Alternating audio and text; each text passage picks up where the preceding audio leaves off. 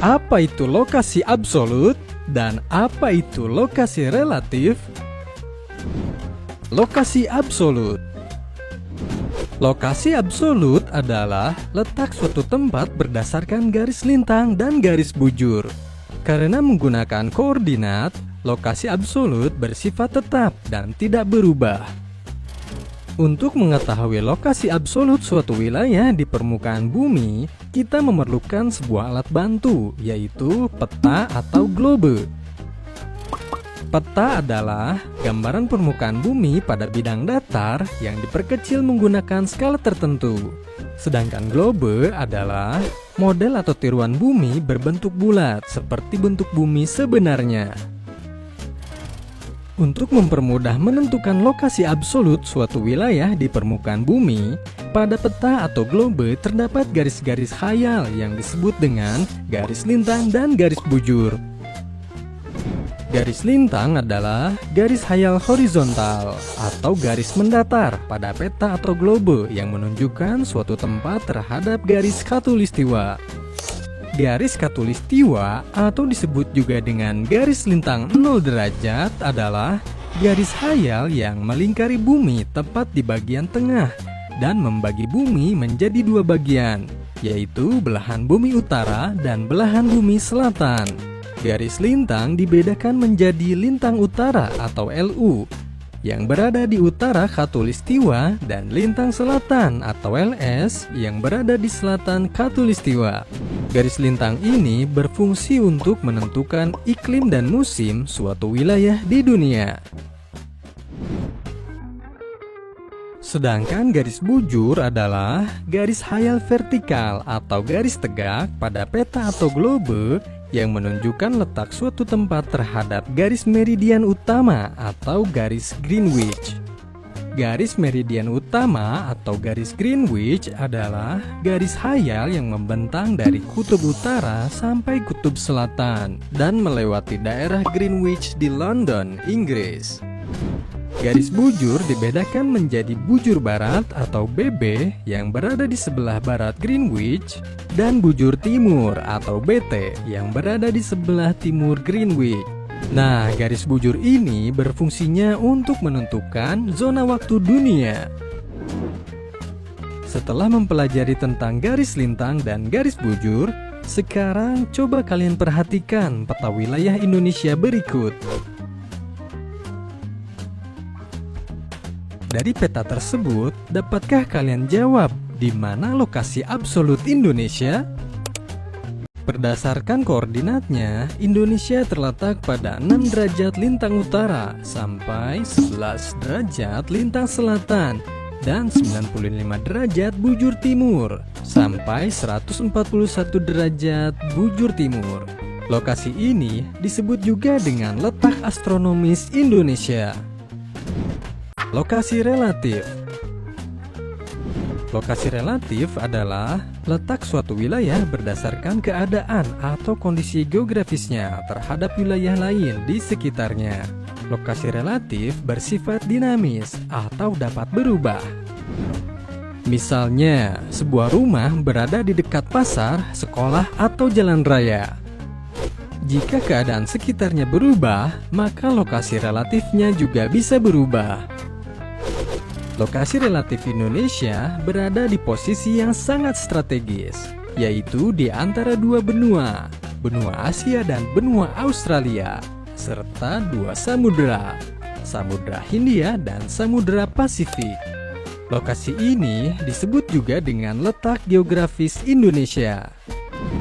Baik itu lokasi absolut maupun lokasi relatif, keduanya sama-sama memberikan pengaruh dan dampak terhadap suatu wilayah. Lalu, apa saja dampaknya? Pengaruh dan dampak lokasi wilayah Indonesia.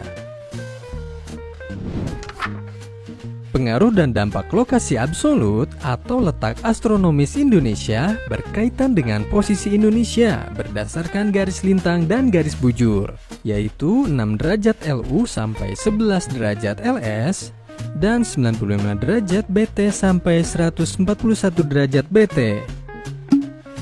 Berikut beberapa dampak dari letak astronomis Indonesia adalah: pertama, Indonesia beriklim tropis. Karena berada di sekitar garis khatulistiwa, Indonesia menerima sinar matahari sepanjang tahun. Akibatnya, suhu udara cenderung hangat. Kedua, memiliki dua musim. Indonesia mengalami musim hujan dan musim kemarau. Hal ini dipengaruhi oleh letaknya di wilayah tropis sekitar garis khatulistiwa. Ketiga, curah hujan cukup tinggi. Sinar matahari dan penguapan yang tinggi membuat Indonesia sering turun hujan. Kondisi ini membuat tanah menjadi subur.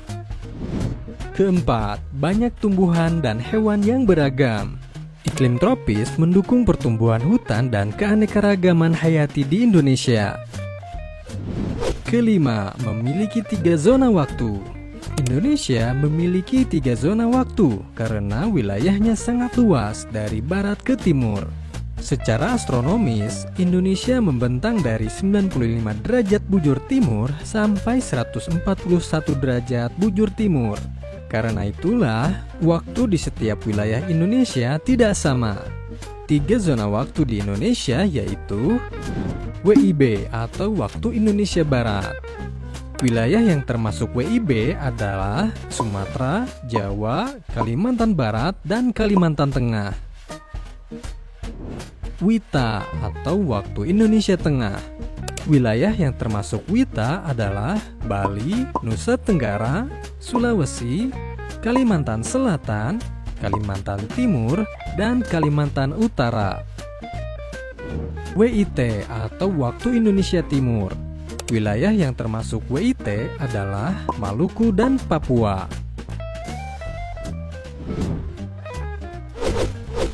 WIT lebih cepat 2 jam dari WIB dan 1 jam dari WITA.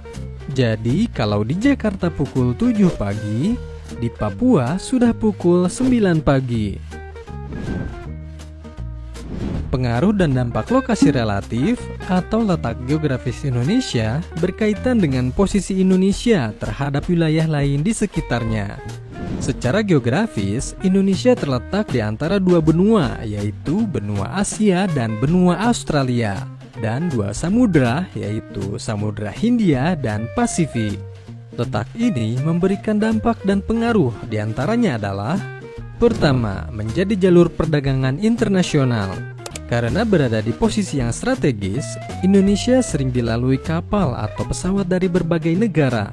Hal ini membuat kegiatan perdagangan berkembang.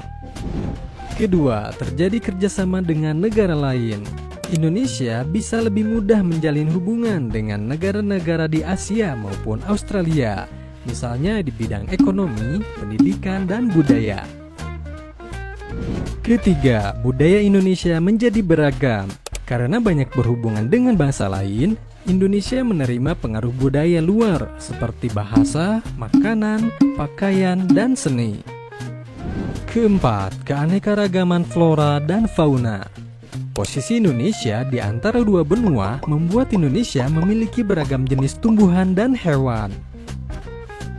Kelima, meningkatkan kegiatan ekonomi dan transportasi. Karena menjadi jalur penghubung antar negara, pelabuhan, bandara, dan perdagangan di Indonesia berkembang lebih pesat.